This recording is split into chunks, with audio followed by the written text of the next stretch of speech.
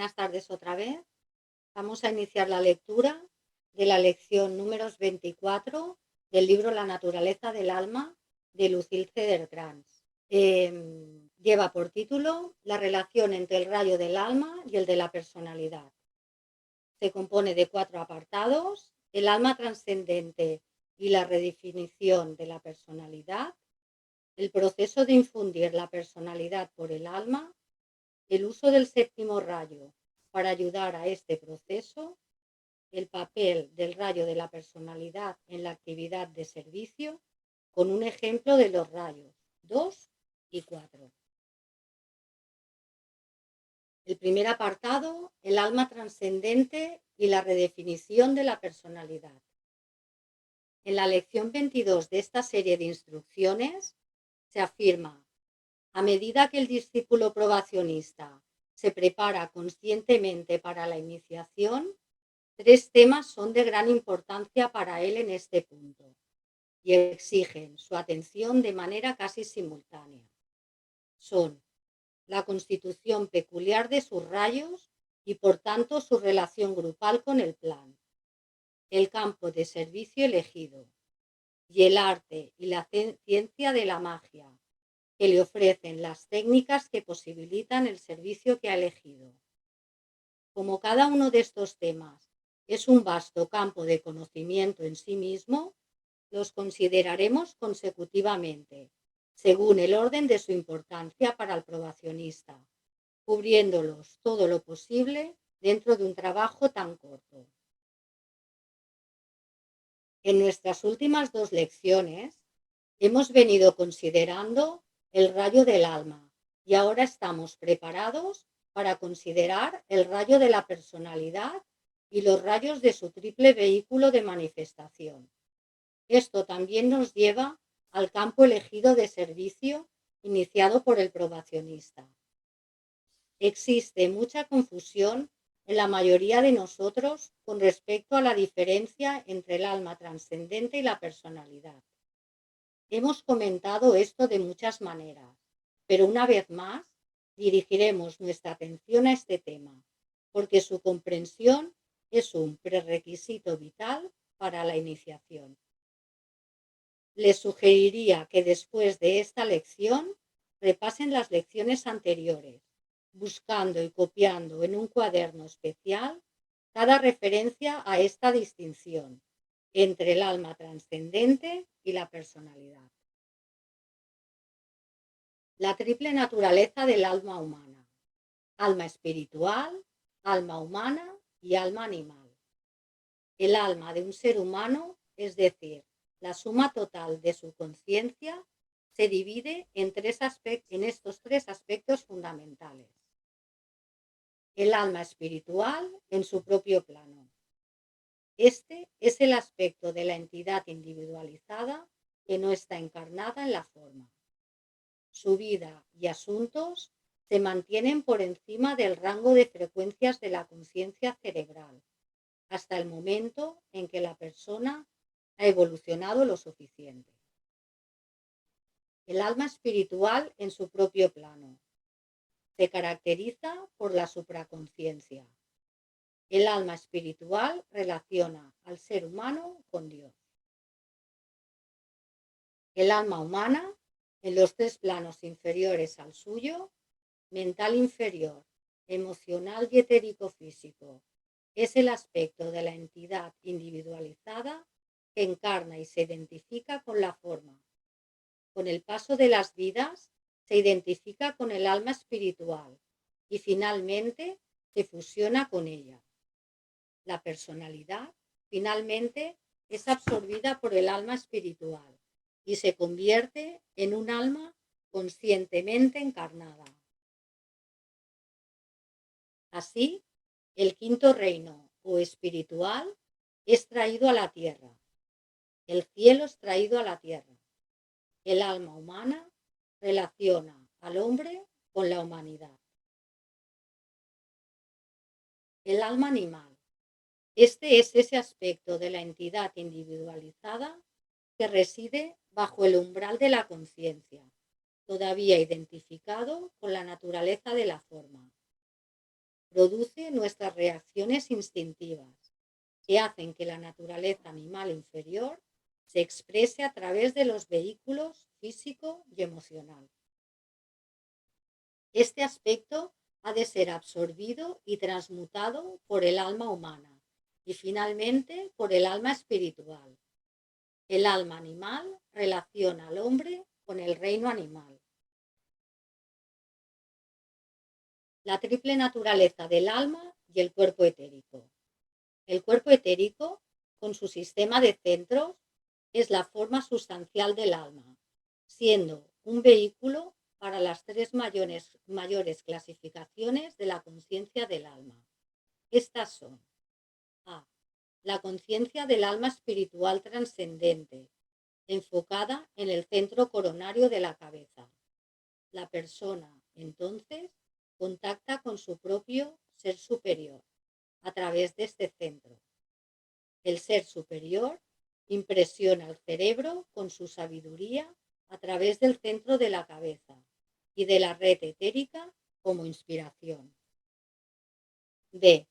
La conciencia del alma humana desenfoca en el corazón y los centros relacionados con él. Aquí se establece contacto con el grupo y con la conciencia mental y astral de la familia humana. Este contacto se impresiona como intuición sobre el cerebro a través de la red etérica. C. La conciencia del alma animal que se encuentra en el plexo solar y centros relacionados.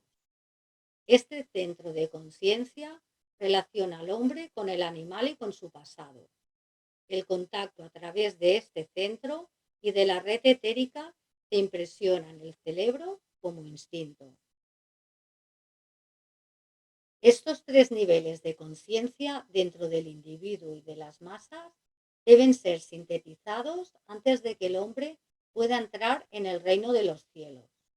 El trabajo de síntesis no puede continuar hasta que el hombre haya integrado su triple personalidad, su naturaleza mental, emocional y física, en una unidad funcional que responda al alma.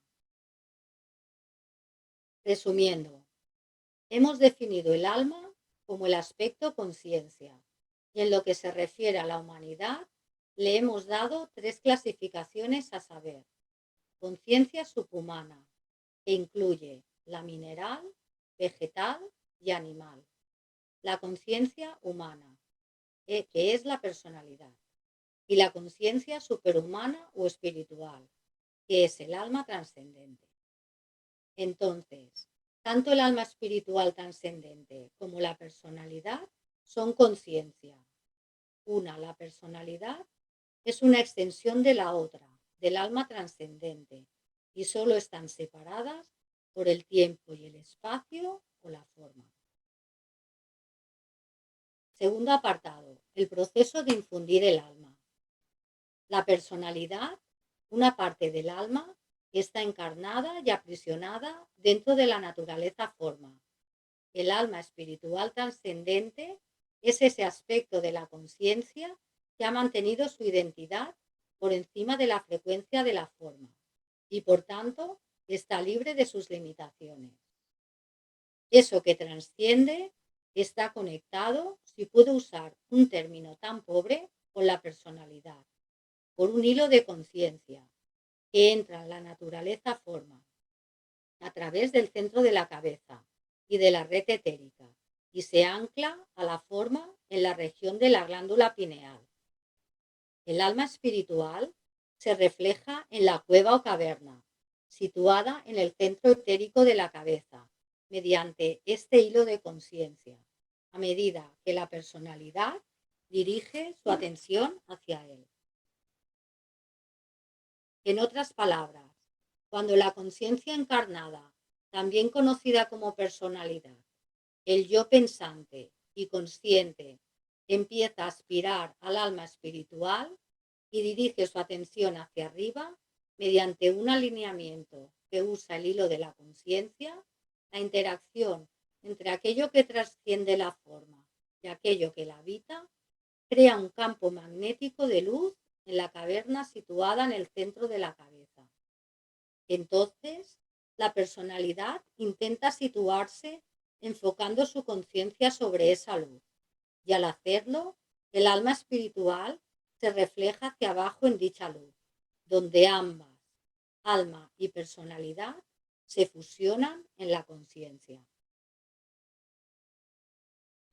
Al principio, esta fusión se produce únicamente de manera momentánea, durante los momentos de meditación, hasta que finalmente se establece una polaridad, un brillante foco de luz, que fija la fusión, por así decirlo, y el hombre, en el cerebro, se convierte en el alma conscientemente encarnada.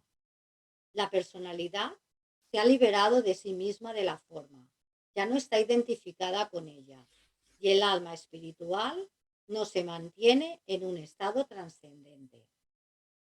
Ella se ha encarnado en la forma, que ya no es una prisión, sino que se ha convertido en un instrumento de servicio, un vehículo a través del cual el alma espiritual hace su aparición a la luz del día, tal como la conocemos en la Tierra. Es interesante indicar aquí que esta información será difundida con claridad creciente por la ciencia, así como por la religión y la filosofía durante la nueva era, en la que va a predominar el séptimo rayo de magia, de ley y orden divino. Tercer apartado: el uso del séptimo rayo para ayudar en este proceso. El séptimo rayo es, recordemos, el reflejo del espíritu en la materia. Por lo tanto, aquí está el gran ciclo de oportunidad que no solo hace que lo anterior pueda ser conseguido por todos los que están preparados, sino que también lo hace cognoscible, como conocimiento concreto para toda la humanidad. Esto llegará a ser conocido como parte del desarrollo evolutivo hacia el que avanza la humanidad. Será demostrado por aquellos que ahora están tomando la iniciación y como un hecho establecido de la naturaleza, y se convertirá en un objetivo o ideal fijado en las mentes de todos los seres humanos. El rayo integrador de la personalidad es ese subtono del rayo del alma con el que se ha identificado la conciencia encarnante. Es un subrayo del alma trascendente, y como es el rayo con el que funciona la conciencia en los tres mundos, es el más importante de los subrayos.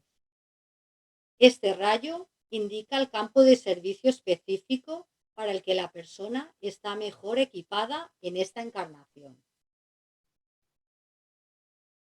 Cuarto apartado: el papel del rayo de la personalidad en la actividad de servicio, con un ejemplo de rayo 2 y 4. Por ejemplo, consideraremos el caso hipotético de un alma de segundo rayo, amor-sabiduría, con una personalidad de cuarto rayo, armonía a través del conflicto, cuyo estatus evolutivo es el de discípulo o discípula probacionista. El alma de segundo rayo relaciona este discípulo o discípula generalmente con el campo de la enseñanza. La personalidad de cuarto rayo le lleva a servir específicamente en uno de estos tres campos: la cultura, las relaciones internacionales, incluyendo paz y guerra, o los estándares y costumbres sociales. Ver lección 22. Digamos que ha elegido el campo de la cultura debido a su entrenamiento del pasado. Él o ella es, en primer lugar, un profesor o profesora de sabiduría. Entonces, se esforzará por llevar a la cultura, los conocimientos, creencias y valores, artes, leyes y educación, esas nuevas ideas e ideales que la conviertan en un instrumento por medio del cual pueda manifestarse el plan divino. Sin duda, él o la probacionista entrará en el campo de la enseñanza, convirtiéndose gradualmente en un experto profesor de arte inspirado. Puede confinar su actividad al actual sistema educativo, tratando de adaptarlo al plan desde dentro, o puede servir en una de las escuelas ocultas, o funcionar independientemente en un intento de establecer su profesión como tal en el mundo de los asuntos humanos. En cualquiera de estos casos, él tratará de armonizar y equilibrar en el campo de la cultura el poder del materialismo con el poder de la luz. Así, él trabaja el rayo de su alma a la frecuencia de la armonía, a fin de equilibrar los pares de opuestos dentro del campo del servicio elegido. Independientemente de su situación en la vida, de su rutina diaria o de sus aparentes necesidades kármicas, él no se encontrará a sí mismo, ni tomará la iniciación, hasta que, a través de una actividad planificada, inicie ese servicio para el que está mejor equipado y ha sido largamente entrenado por su alma trascendente. Hay una interpretación errónea que es común en estas mentes de muchos aspirantes y probacionistas en el mundo de hoy sobre el inicio de una actividad de servicio. Demasiados tienden a creer que su karma de servicio reside en cualquier campo en el que se encuentren. Ojalá fuera así. No olviden que iniciar una actividad planificada precipitará su karma de servicio, lo que forma parte de la mayor iniciación que el probacionista está tomando. No olvide también que en el mundo actual la mayoría de probacionistas se encuentran en trabajos que no son del todo de su agrado. Simplemente los desarrollan por la necesidad de cuidar de sí mismos y de sus familias. Esta necesidad es una necesidad kármica relacionada con la naturaleza de la personalidad y debe ser satisfecha. No obstante, no solo debe ser satisfecha por el probacionista, sino que debe ser resuelta de manera que no entre en conflicto con su karma de servicio. Si esto parece contradictorio con otras enseñanzas que le han sido proyectadas, por favor, reserve su juicio hasta que se le haya clarificado debidamente, ya que entraremos en ello más específicamente en la próxima lección. Entre tanto, basta decir que este problema, que forma parte del problema mundial, también es parte de las pruebas iniciáticas, y a medida que el probacionista vaya resolviendo en este día y era, quedará resuelto para toda la humanidad. Él o la probacionista de cualquier edad se confronta con este problema mundial y a medida que llega a su solución, eleva a toda la humanidad a un nivel superior de vida, ayudando así al grupo mundial de probacionistas con un karma de servicio grupal. Ellos sirven, no solo cada uno en su propio campo, sino como grupo, mediante el acto mismo de tomar la iniciación en un tiempo y lugar específicos. Finalmente, recordaros que los que no os hayáis descargado todavía el libro de la naturaleza del alma, aquí tenéis el link para poder hacerlo. También aconsejamos el estudio previo de la lección antes de cada clase. Finalmente, daros las gracias a todos vosotros por vuestra asistencia y a todas las personas que nos ayudan a hacer esta clase, que es fruto de un trabajo grupal. Ahora sí, para finalizar, os recordamos las dos próximas clases que va a hacer Valentín. La primera será el miércoles 18 de mayo, dentro del círculo de conferencias Reflexiones Esotéricas sobre los problemas de la humanidad y sus soluciones. Y la siguiente ya en el mes de junio sobre la jerarquía y el plan divino. Muchas gracias a todos. Ahora dejo de compartir y paso la palabra a Valentín y os abro los micros para que podáis hacer vuestras preguntas.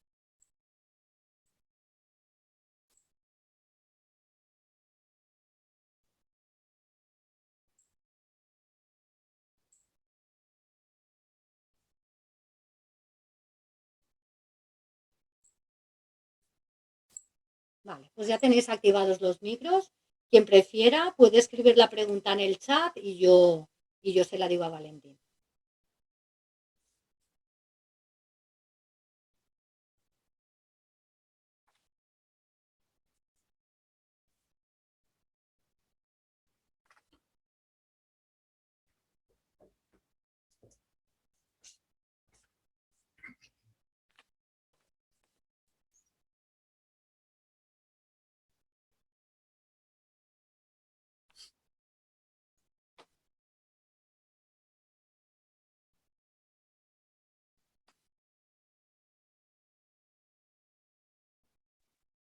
Una pregunta.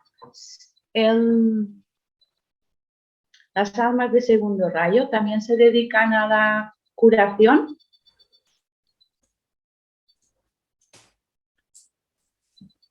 En general, las personas que se dedican a la curación, en general, suelen ser almas de segundo rayo o tienen personalidades, tienen rayo de personalidad segundo. Una de las características del segundo rayo, además de la enseñanza, es la curación. Los dos máximos exponentes o referentes que tenemos de la energía del segundo rayo en la jerarquía han sido Buda, Gautama Buda y el Cristo Maitreya. Maitreya representa ese lado del segundo rayo que es el aspecto de sanación, y el Buda pues representa ese aspecto de la enseñanza, de la sabiduría. Los dos transmiten la sabiduría y los dos también al mismo tiempo curan, sanan, pero cada uno tiene como ese aspecto más específico, ¿no?, del segundo rayo. Por eso las personas o los grupos que se dedican a la sanación espiritual, tal como lo entendemos que se debe practicar según los libros de Alice Bailey o según Kumar, son en general almas de segundo rayo o tienen a veces personalidades del segundo rayo.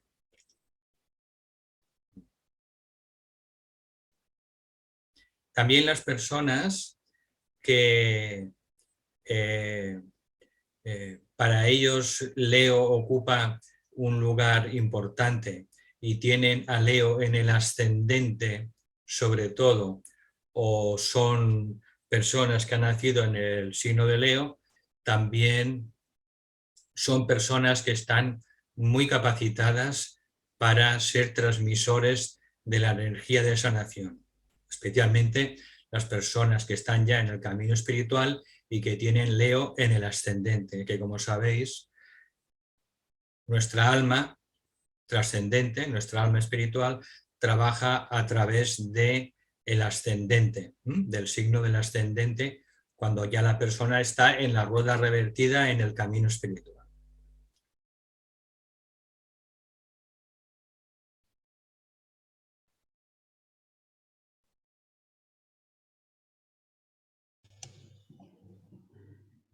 Supongo que ya estás. ¿Puedo hacer una pregunta? Sí, Eva. A mí lo que me preocupa es lo del grupo. Entonces, cuando hablan del grupo, ¿qué están hablando? Grupo, por ejemplo, de aprobación y de y admitidos en el ARRAM, o qué, o es un grupo de nacimiento o no sé. Esto es lo que me lleva un poco loca, lo del grupo. Bien. Nosotros formamos parte de diversos grupos. el grupo más importante, el grupo más esencial, es el grupo que forman nuestras propias almas espirituales. Ese es el grupo más importante y es lo que hemos hablado a lo largo de las lecciones. Lo hemos definido como el grupo ashrámico, ¿no? Es nuestro grupo del ashram que está formado por nuestras propias almas. Ese es el grupo más importante. Luego, a nivel de la encarnación en las personalidades, ¿no?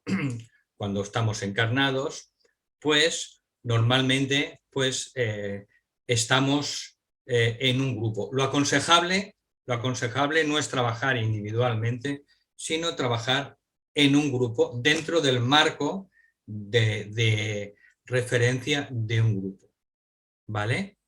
Y en ese grupo que existe físicamente, en el plano físico, pues ahí es donde nuestra personalidad pues, puede aprender, puede desempeñar una parte del servicio, etcétera, etcétera. Es también donde la personalidad pues se lima a través de las relaciones con otros hermanos cuando se relacionan como personalidades, ¿no?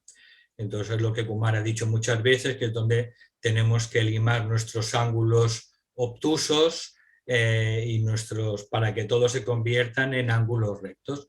Y ahí el grupo físico al que pertenecemos o la organización espiritual, pues también forma parte de ese entrenamiento, sobre todo para poder limar nuestra personalidad y que se haga cada vez menos egocéntrica. Y luego tenemos el grupo que nos une a través de los lazos de sangre. Y ese grupo que nos une a través de los lazos de sangre, ese es menos importante que los dos anteriores. De manera que ese grupo viene por el designio o por el plan de nuestra propia alma antes de encarnar y decide con qué almas tendremos que convivir una serie de años en nuestra propia familia. Nuestros padres, en qué padres tendremos que encarnar, cuáles serán nuestros hermanos o hermanas, y son esos lazos de consanguinidad que nos unen en la vida física. De manera que podríamos decir, a título general, que yendo de menor a mayor importancia, el grupo que tiene menos importancia es el grupo de consanguinidad, el grupo de la familia, ¿no? Que sobre todo es un grupo en el que tenemos que aprender determinadas lecciones marcadas por el alma y quemar cierto karma, karma familiar. Luego tenemos en orden de importancia el grupo espiritual al que nosotros estamos afiliados, con el que resonamos más. Puede ser un grupo durante una serie de años, no tiene que ser para toda la vida, pero puede ser un grupo o una escuela esotérica durante una serie de años y al cabo de un tiempo pues estar en otro grupo espiritual o escuela esotérica.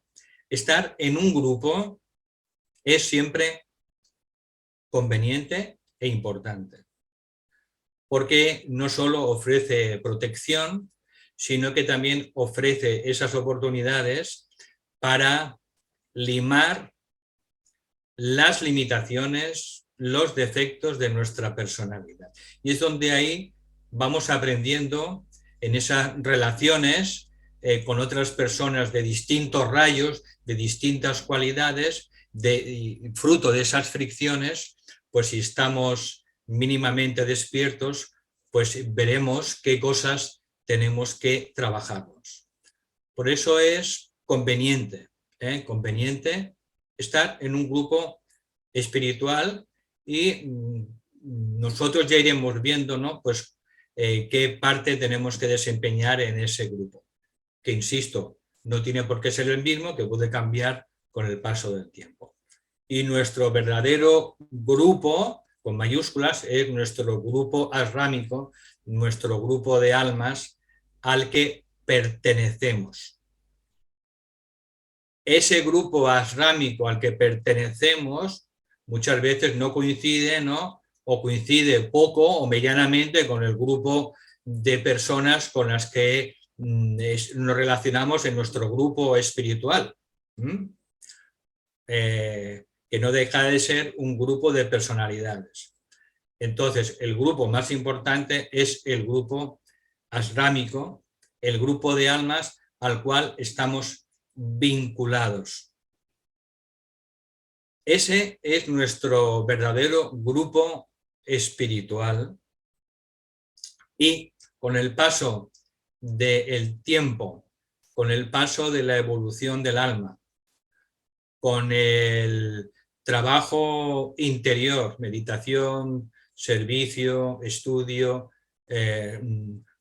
reconstrucción del carácter, eliminación progresiva del egocentrismo, disminución progresiva del ego, etcétera, etcétera, pues iremos siendo cada vez más conscientes de esa filiación que tenemos con ese grupo asrámico, con ese grupo de almas, y eso poco a poco irá formando parte de nuestra conciencia con el paso de la evolución y con el paso del tiempo.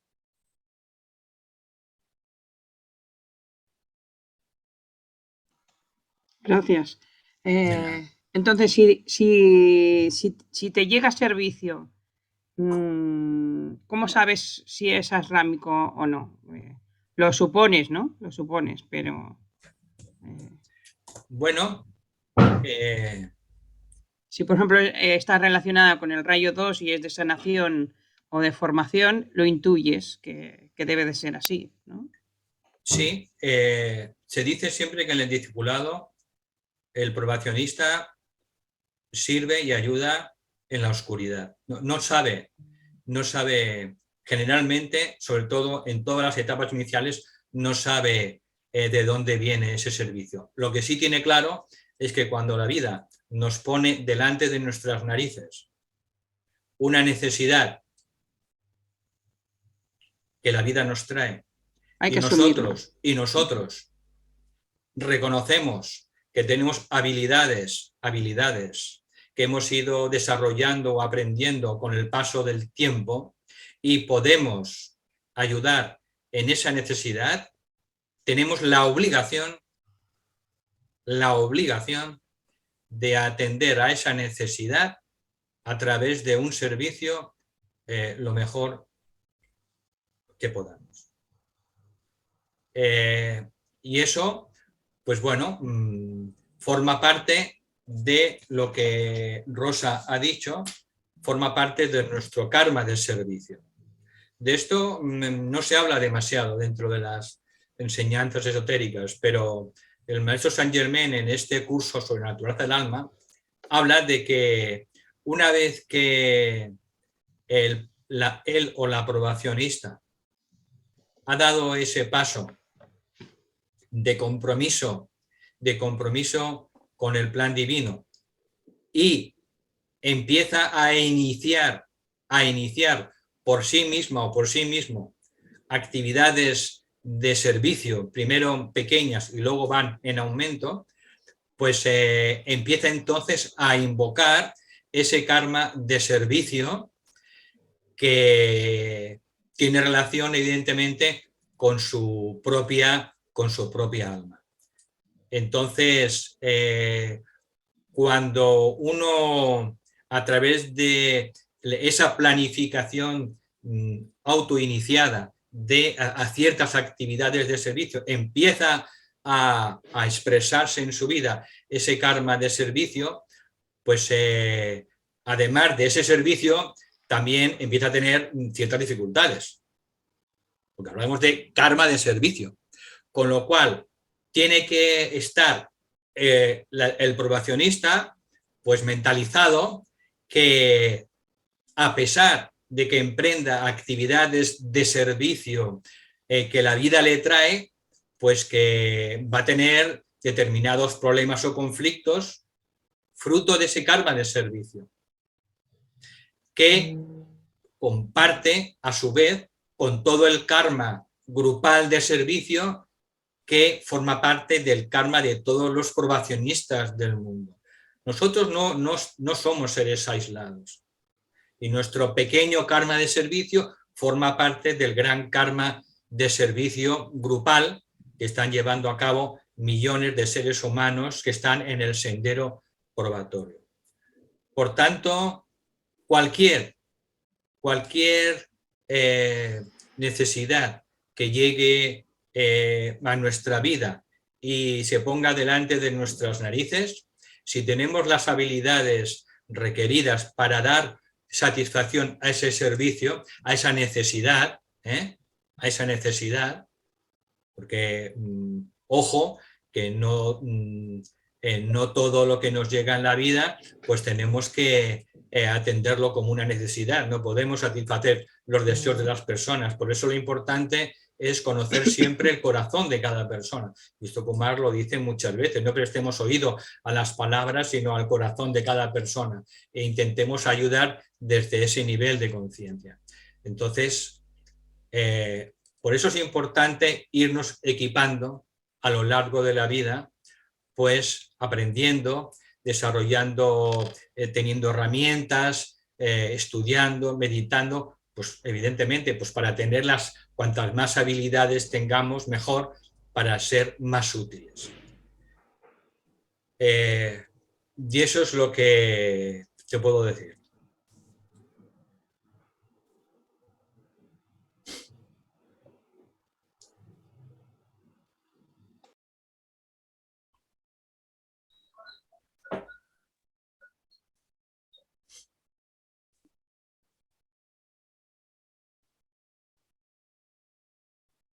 Tanto este tema, yo llevo 3 meses fuera de onda porque he estado acreditada, entonces he estado en el hospital. Disculpa, Dolores, te oigo muy flojito. ¿Lo puedes? Espérate, voy a subir el...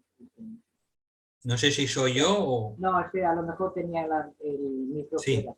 mejor. He estado 3 meses hospitalizada, entonces he estado fuera de onda, si dijéramos, antes me conectaba, pero en el hospital siempre no podía oírlo. Bueno, el caso es que con el tema este de del karma, de la función que tenemos dentro de nuestra vida, a mí me ha sucedido un poco al revés. O sea, yo ahora me inicio en esa etapa espiritual y en cambio, en un momento dado de mi vida hubo muchos cambios, hubo muchas historias y se me presentó el hacer un trabajo físico, o sea, un trabajo profesional, que se me puso en bandeja, que desde luego era de ayuda. O sea, yo después de circunstancias me puse una herboristería dietética, ¿no? Entonces, en el desarrollo de mi profesión, de mi vida laboral, tuve la oportunidad, pues eso, de hacer, yo creo que mucho bien, ¿no? Pero es que además a mí se me puso en bandeja, o sea, se me puso todo como muy fácil. Y yo no sé si esto era kármico o si era... Que luego eso ha dado pie a que pudiera entrar yo en esta fase espiritual, ¿no? Pero cuando empecé, no, pero con la herboristería. Pero además es que a mí se me dieron conocimientos herbolarios que yo no...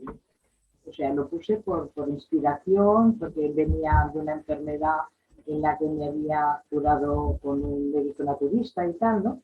Y entonces todo fue como muy puesto. O sea, conforme anteriormente en mi vida había sido lo más difícil, por decirlo, en aquel momento se me puso todo muy en bandeja para que lo hiciera. Y además me venían unos conocimientos que yo no sabía ni de dónde venían, ¿no? Y esto hacía que yo pudiera desarrollar mi profesión de cara al público y tal, con las hierbas. Y eso pues que fue como muy bonito y fue muy enriquecedor. Entonces mi pregunta aquí es que a mí es que me está pasando al revés. Porque ahora empiezo a ser como un aprendiz de probacionista, ¿no? Y en cambio, no sé lo que me tocará hacer ahora. No sé si me siento confusa con respecto al trabajo que me toca hacer ahora. No sé si me explico bien. Bueno, vamos a ver, Dolors. La vida nos va trayendo diferentes experiencias con el paso de los años y hay que estar siempre abierto y ser flexible para leer los mensajes que la vida nos trae y que nos trae nuestra alma, pues para intentar dar el siguiente paso en nuestra evolución como almas. Entonces, hay momentos en la vida, periodos en los que todo resulta muy claro y otros periodos en los que resulta un poco más confuso. Pues hay que aceptar, digamos, las cosas tal como vienen y lo importante es tener siempre esa actitud de servicio, que es lo que hace que vayamos atrayendo aquellas situaciones y aquellas personas a las que tenemos que servir. Si de momento la vida no te trae a personas para poder ayudar, pues simplemente sigue cultivándote, sigue meditando, sigue estudiando, ¿no? Hasta que la vida te vaya trayendo otras oportunidades o personas a las que tienes que servir. De acuerdo. Muy bien. En la espera me quedo. Gracias. De nada.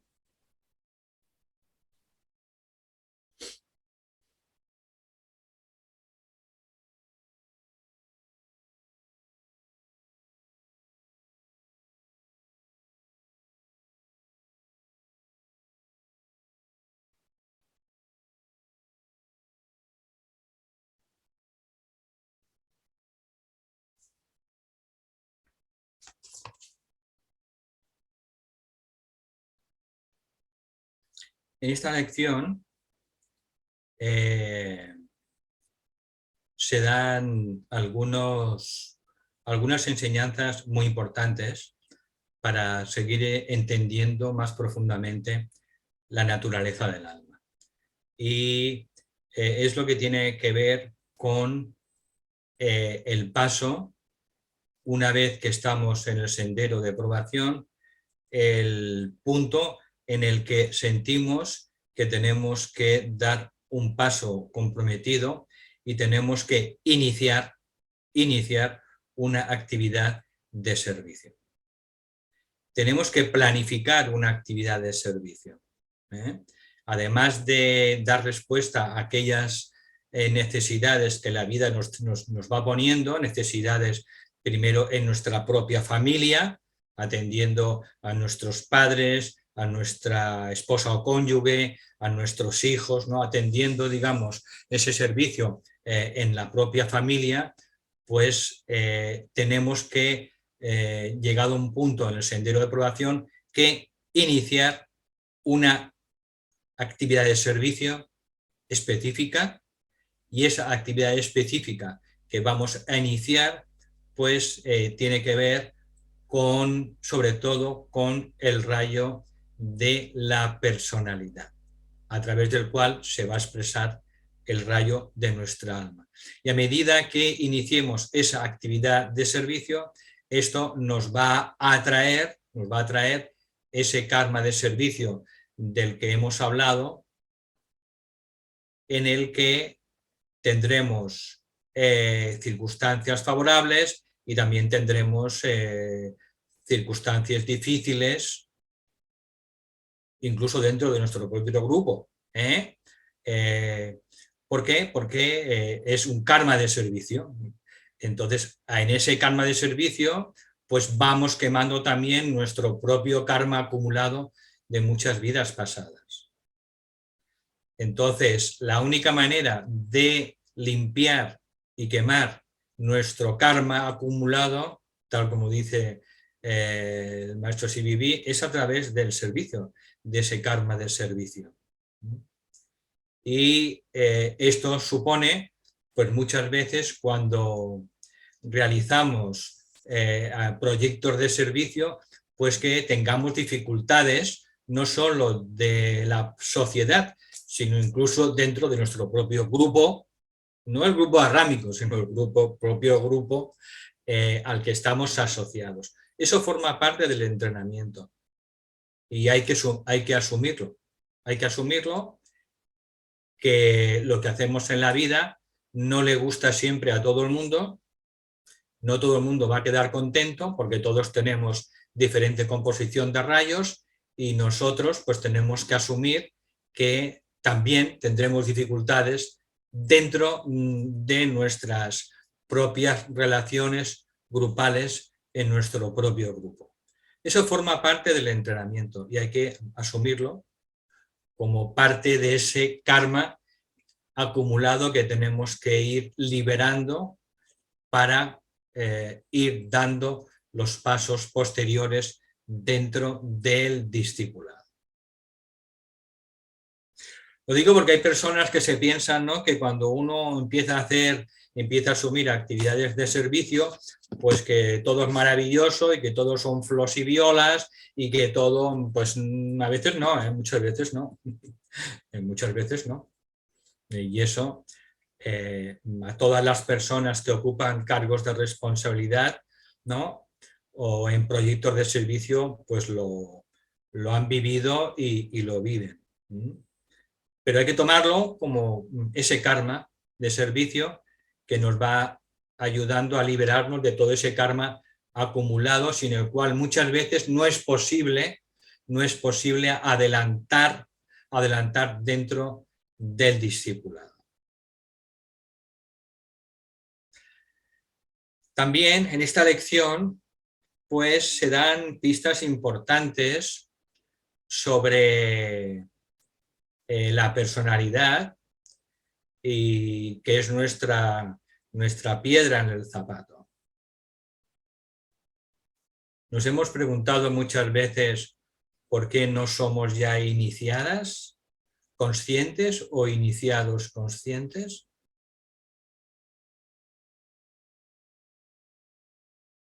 ¿Qué es lo que dificulta que seamos iniciadas o iniciados conscientes ya?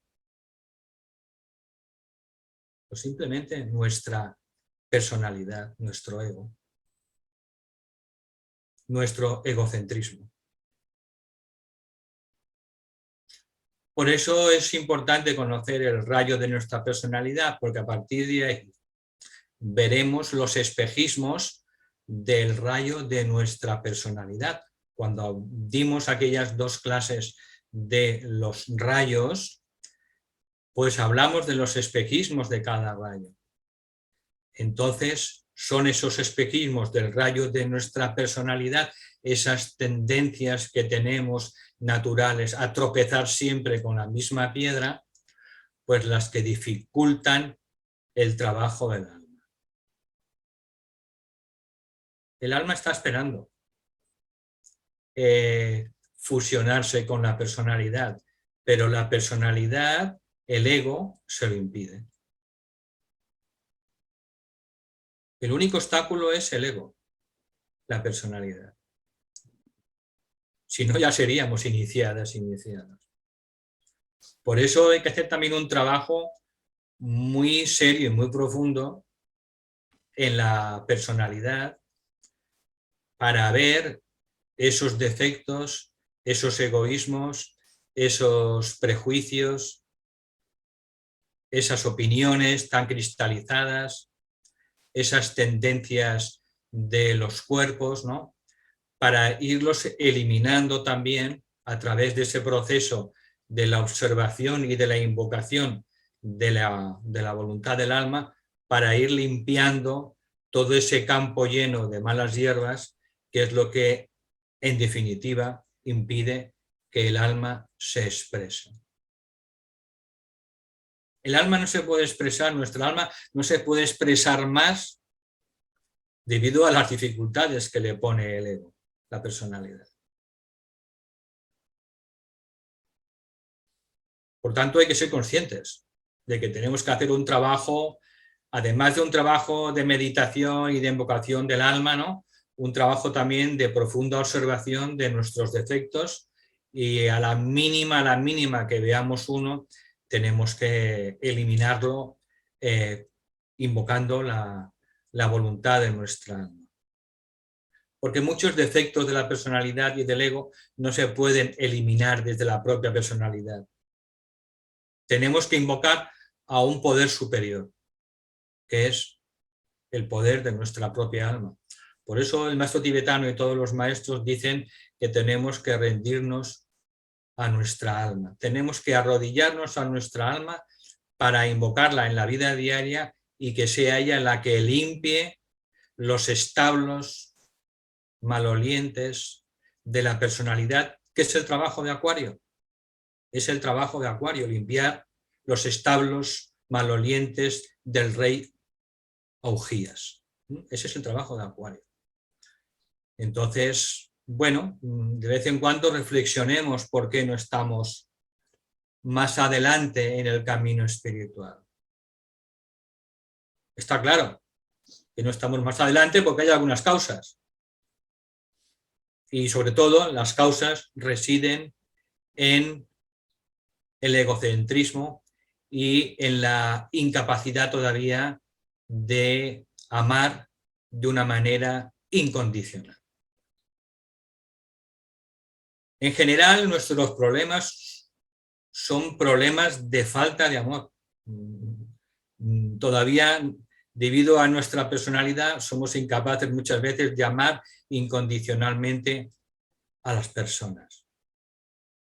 A pesar de su apariencia, a pesar de sus defectos, a pesar de lo que sea. Por eso el amor incondicional, el amor sin condiciones, es un requisito esencial, continuo, diario, las 24 horas, para poder permitir que el alma tome el control definitivo de nuestra personalidad.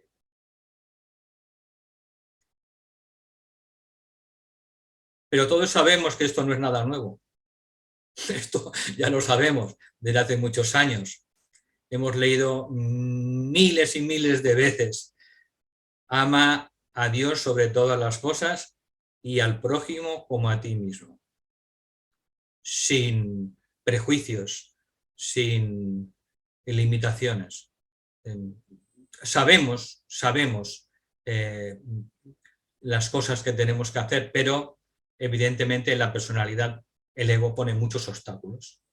Y eso es lo que también de vez en cuando pues tenemos que hacer, pararnos, ¿no? Para ver qué cosas tenemos que limpiar de nuestra personalidad, de los cuerpos, para que el alma pueda manifestarse de una manera mejor y más rápida. Luis, ¿querías hacer una pregunta? Adelante. Sí, si hay tiempo. Sí, tanto. Sí, como hoy llevamos un horario raro. Hay tiempo, sí. En la generación de mérito y la eliminación de karma, ¿cómo está la cotización entre dar y darse?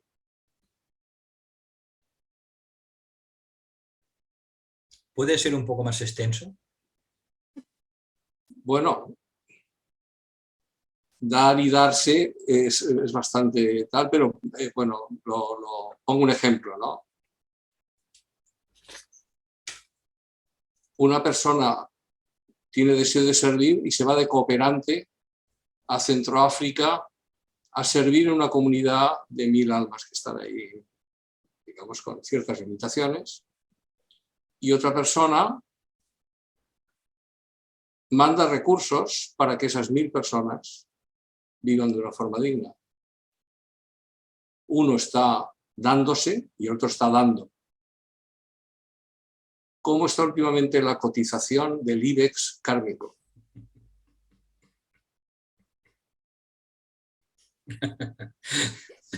Me gusta cuando te ríes, porque no sé si me vas a contestar o no.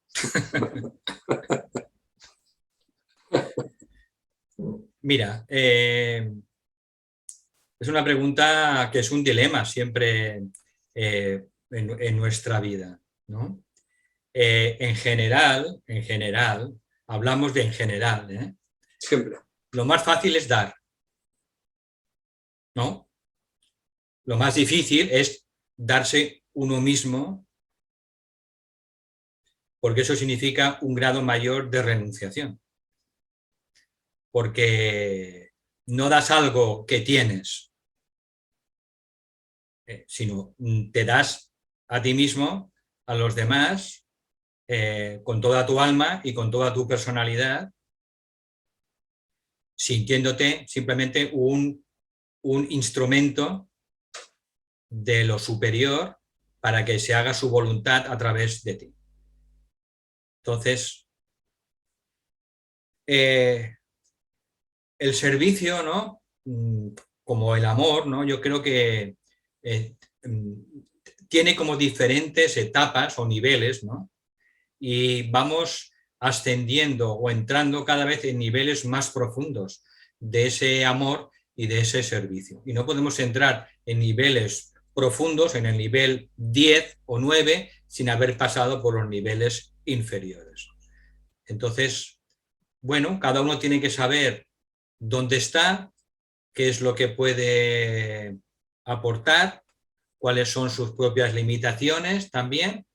También hay que aceptar nuestra propia humanidad, evidentemente, porque no todos aquí somos Cristos o somos la Virgen María, ni mucho menos, ¿no? Y tenemos que aceptar nuestra propia humanidad y nuestras propias limitaciones. Pero bueno, estar muy atentos a esa personalidad, a ese ego, pues para cuando veamos que realmente nos está impidiendo, ¿no? Pues realmente hacer un verdadero servicio a los demás. Uno tiene que ver en la vida cuándo tiene que dar y cuándo tiene que darse.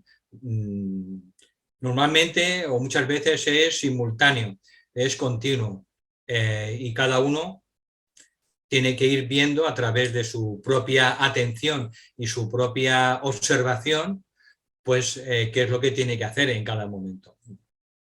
Es una pregunta pues difícil, una pregunta difícil, y solo la puede resolver cada uno en su propio corazón. Sí, al final suponemos que el argumento más creíble sería tender hacia el equilibrio, ¿no? El equilibrio entre la capacidad de dar y la capacidad de darse. Pero es que hay veces que son reflexiones interesantes, porque cuando oyes a Kumar, por ejemplo, decir que los servicios de buena voluntad tienen que tener como vocación la mayor ayuda, el mayor servicio a la mayor cantidad de personas, ¿no? Y ahí se plantea un conflicto. Es decir, si tú quieres ayudar a una comunidad aportando recursos, en este momento estamos solo dando, ¿no?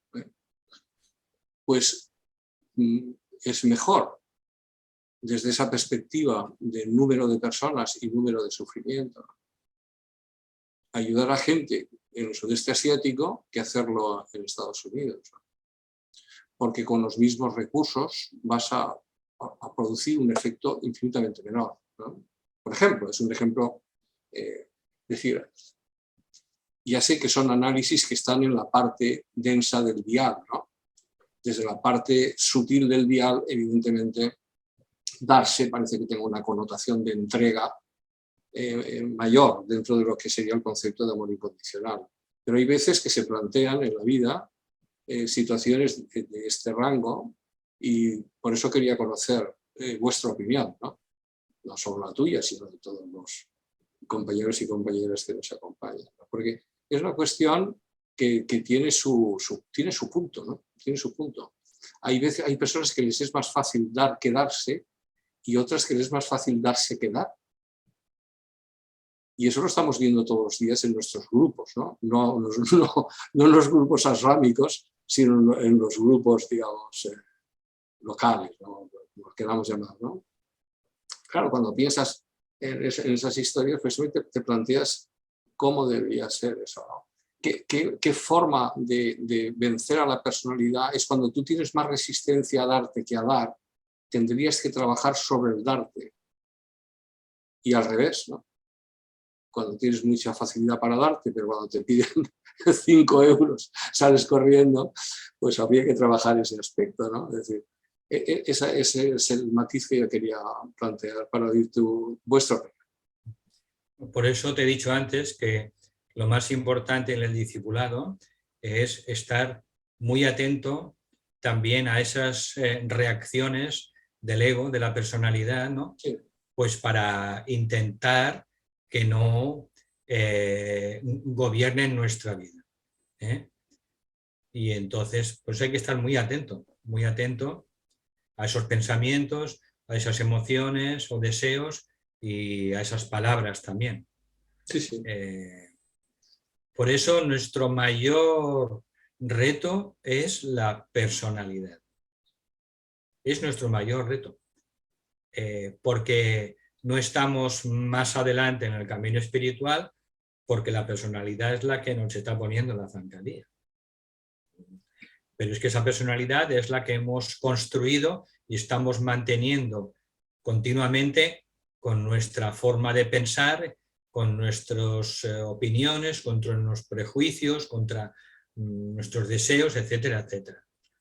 Por eso hay que hacer un trabajo también muy profundo con la personalidad, además del trabajo invocando al alma, pero hay que hacer también un trabajo profundo con la personalidad. Gracias. Sí. Sí. Buenas noches.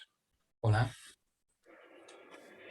Mira, si me permites, o si me permitís,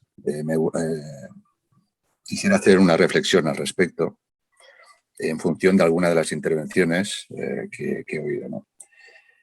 Primero de todo, lo digo por, en este caso, Dulos, que hacía una reflexión sobre un momento de su vida, ¿no? Que se le ofrecía un trabajo, como ya decía, en bandeja, ¿no? Y luego tú le has apuntado que, evidentemente, no siempre a la hora de servir pues son facilidades. La cosa es muy compleja. Y lo digo por experiencia propia. Yo pongo simplemente mi ejemplo.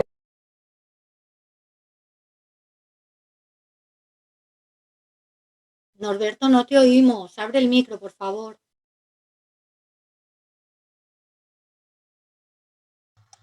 Te has silenciado, Norberto. Te has silenciado.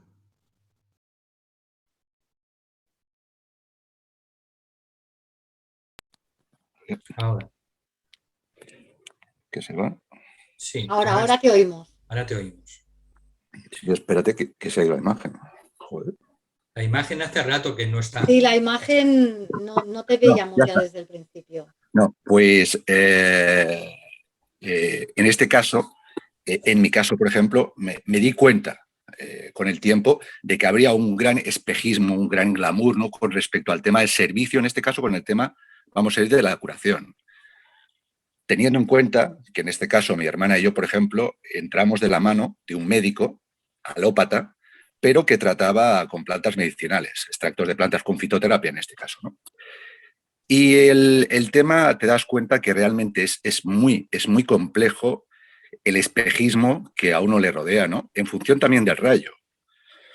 Yo me suelo definir, veo que tratáis el tema en este caso, del discípulo probacionista, ¿no? Yo me defino como un estudiante.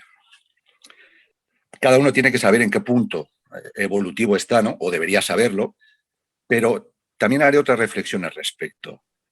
Estamos hablando del probacionista. Simplemente recordar que, por ejemplo, cuando el tibetano habla de la primera iniciación, dice que entre la primera iniciación y la segunda, que aquí serían discípulos aceptados, ese es el término técnico que le da, pueden pasar muchísimas vidas.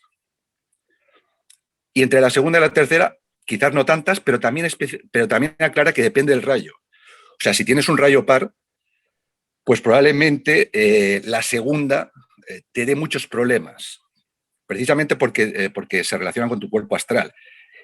Y si tienes un rayo impar, en la tercera iniciación, pues podrías tener muchos problemas también porque tienes la ilusión, ¿no?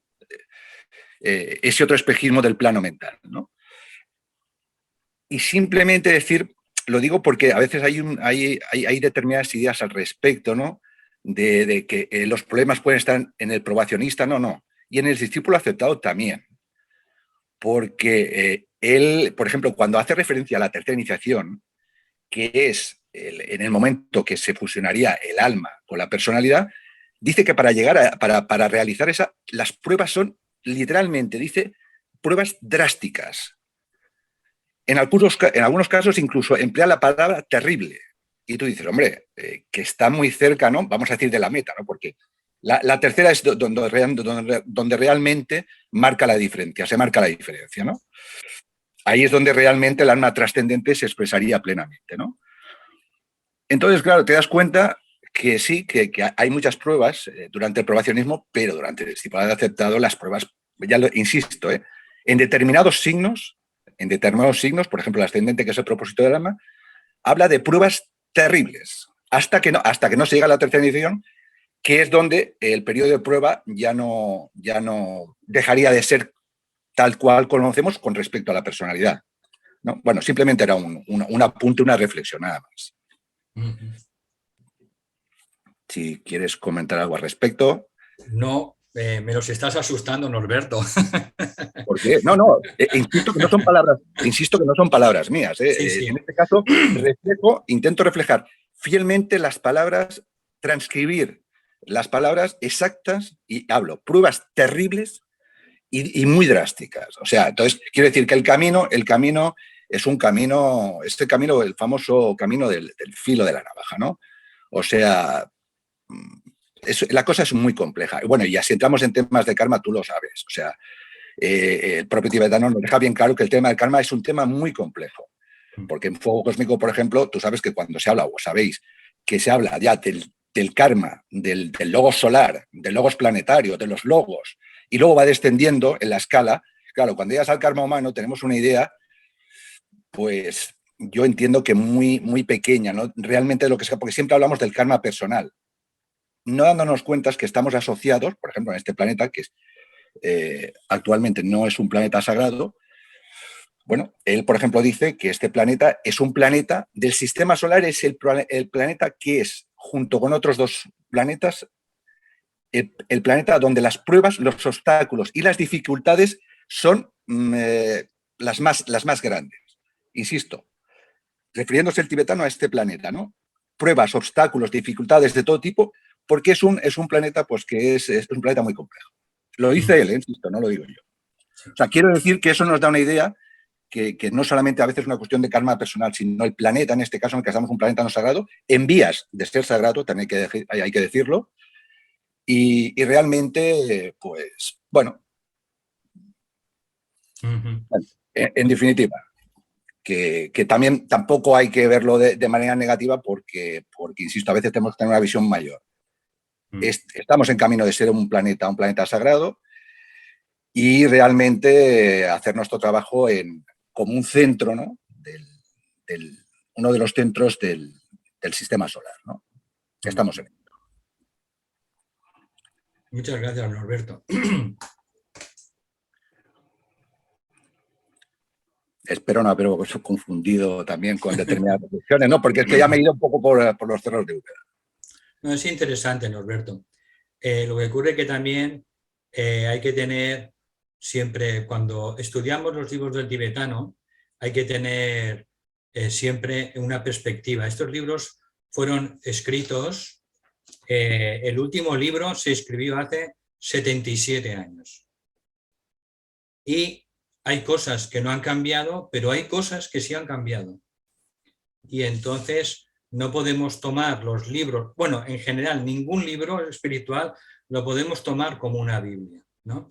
Y los libros del tibetano tampoco podemos tomarlos como una Biblia, porque en 77 años la humanidad ha evolucionado, la jerarquía ha cambiado sus planes unas cuantas veces y entonces no hay nada fijo. Por tanto, siempre que leamos cosas del tibetano, esa es mi opinión, hay que tener en cuenta la relatividad del tiempo, ¿vale? y no tomar nada, no solo del tibetano, nada de ningún discípulo o discípula que haya transmitido enseñanzas de la jerarquía, pues tomarlo como una Biblia, simplemente como un elemento de reflexión y de, bueno, de un jalón en ese mapa que nos están dando los maestros para seguir adelante. Pero han cambiado muchos desde 1945 hasta ahora. La situación es muy diferente. El discipulado también ha cambiado. Sí, hay cosas que hay que tenerlas en cuenta y ese es uno quizá de los motivos por los cuales pues estamos impartiendo estas clases sobre la naturaleza del alma, porque fue también una enseñanza que transmitió a través de Lucille Cedar-Kranz, una discípula norteamericana, el maestro Saint Germain, en el que dio algunas cuantas novedades, como también podemos leer novedades a través de lo que Kumar nos está dando, ¿no? Que provienen, para mí, provienen también de la inspiración de la jerarquía. Por eso hay que estar muy abiertos porque todo está cambiando. Tenemos que estar atentos a cada momento, ¿no? Atentos a cada situación que está teniendo la humanidad en el planeta, atentos a enseñanzas que pueden provenir también de diferentes fuentes, y tenemos que estar sumamente atentos y flexibles.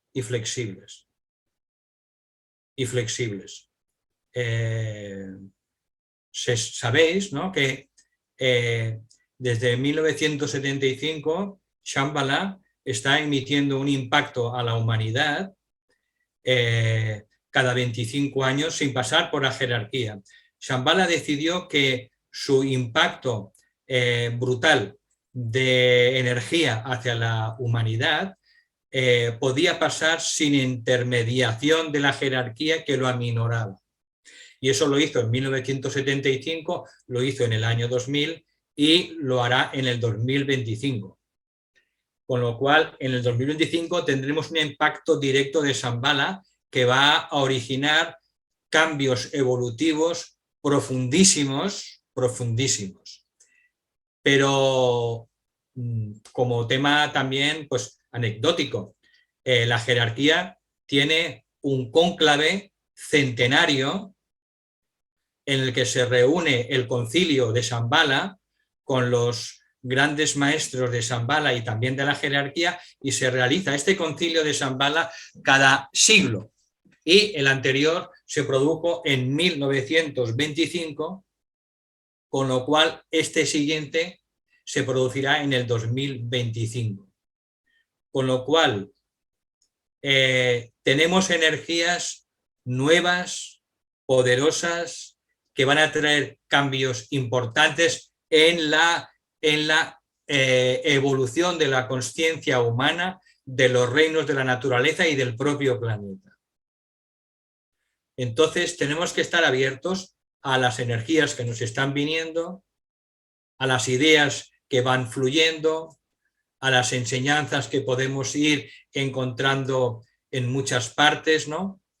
Y ese término quizá creo que es una de las cualidades que se exige en el nuevo discipulado. Esa flexibilidad, esa ductilidad ante tantos acontecimientos y energías novedosas, que es lo que nos está trayendo la nueva era, la era de Acuario y el séptimo rayo. Dejo aquí simplemente esa reflexión.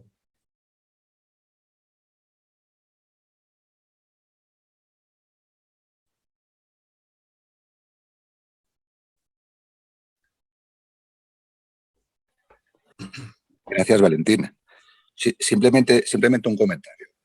Y que conste que yo, y te lo digo tal cual, yo soy crítico incluso con determinadas informaciones que da el tibetano, no la información técnica que da él, sino, por ejemplo, todo lo que respecta al tema profético, el tibetano se ha equivocado unas cuantas veces con determinados tipos de profecías. Y estamos hablando de que es un iniciado de 5º grado. O sea, quiero decir que, por supuesto, que hay que intentar verificar en la medida de lo posible cada uno con su conciencia aquella información que se le está dando. Pero tal como tú decías, me da igual que sea el tibetano, que sea cualquier otro maestro o iniciado, instructor o lo que sea.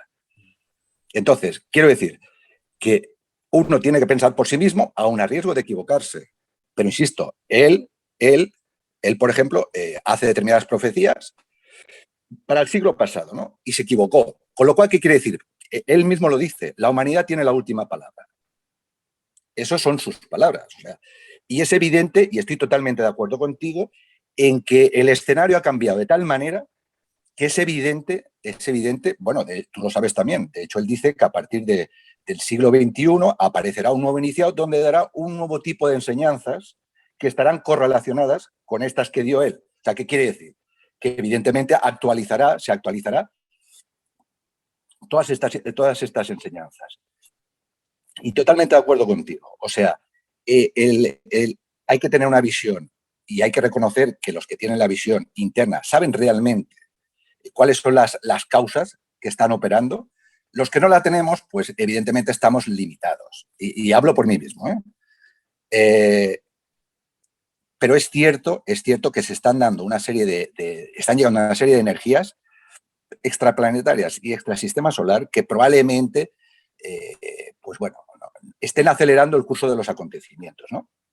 Aparentemente es verdad que estamos en un caos, pero por eso insistía, y esto es una frase que dijo él, y que yo ahí sí que estoy totalmente de acuerdo, aunque no se cumpliera, que dijo, si la humanidad hace su trabajo, a finales del siglo pasado, el planeta a niveles internos ya es sagrado. A niveles internos falta la precipitación. Evidentemente él sabe perfectamente lo que dice. Y dijo que si la humanidad hacía su trabajo, podía serlo ya a finales del siglo pasado, precipitarlo a la Tierra. Es evidente que no ha pasado, pero que no haya pasado no quiere decir que no vaya a pasar. Estamos hablando de, como tú bien decías, de que nos acercamos al centenario, a esa asamblea centenaria, a ese conclave centenario, que es importantísimo. Hay otros conclaves que también son muy importantes y que pasan desapercibidos. Por ejemplo, él dice que en 1901 y luego en 1952 hay un conclave de los maestros que llevan a cabo la 6ª iniciación, la de la decisión. Y a petición de Sanat Kumara, esos maestros no pasan a esos, vamos a decir, a esos caminos cósmicos, ¿no? A esos 7 senderos cósmicos, para hacer un trabajo aquí en la Tierra para ayudar al logos planetario, y que evidentemente por eso el tema es muy complejo, porque el último de esos conclaves fue precisamente en el año 2001. Y acordémonos qué pasó en el año 2001. Los famosos atentados a las Torres Gemelas. Probablemente ellos ya lo sabían.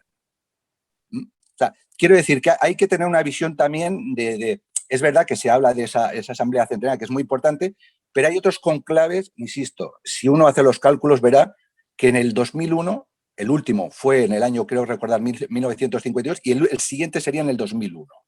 Porque son conclaves donde maestros de 6ª iniciación toman una decisión que no solamente les lleva a esos senderos cósmicos, a esos 7 senderos, en este caso, insisto, a petición de Sanat Kumara, se quedan aquí ¿para qué? Para finalmente que este planeta pues, pueda ser un planeta sagrado. Por eso digo que es verdad lo que tú has dicho, el tema es muy amplio, te lleva a mucha reflexión y aparentemente es verdad que la situación es muy compleja, muy difícil, pero es cierto que los acontecimientos se están acelerando y que tenemos que estar abiertos a todo, absolutamente a todo. Y desde luego pensar en plan positivo, no en plan negativo, porque tú sabes que cuando oímos hablar del nuevo orden, solo se habla de un nuevo orden mundial y no se habla del nuevo orden mundial del que habla el tibetano. Normalmente siempre es el otro, ¿sabes?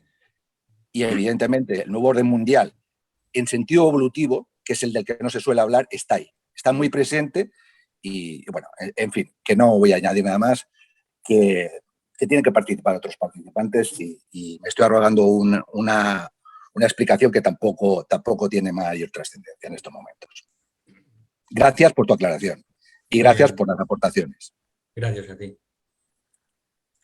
Por cierto, hay 2 personas que están haciendo unas recopilaciones desde hace ya meses y una de esas recopilaciones es sobre el nuevo orden mundial, tal como la jerarquía lo describe en los libros del tibetano.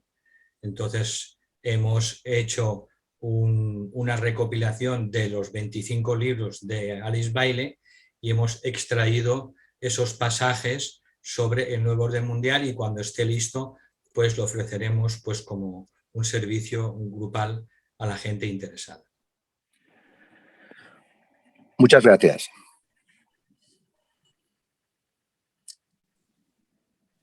Bueno, van a dar menos cuarto si hay una última pregunta, y si no, pues cerraremos la sesión.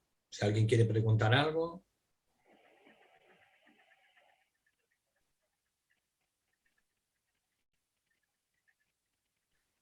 Bueno, pues lo dejamos aquí. Muchísimas gracias. También a Rosa por la excelente explicación, y a todas vosotras y todos vosotros. Y ha sido un placer como siempre. Mi más sentido agradecimiento a todas vosotras y a todos vosotros. Gracias.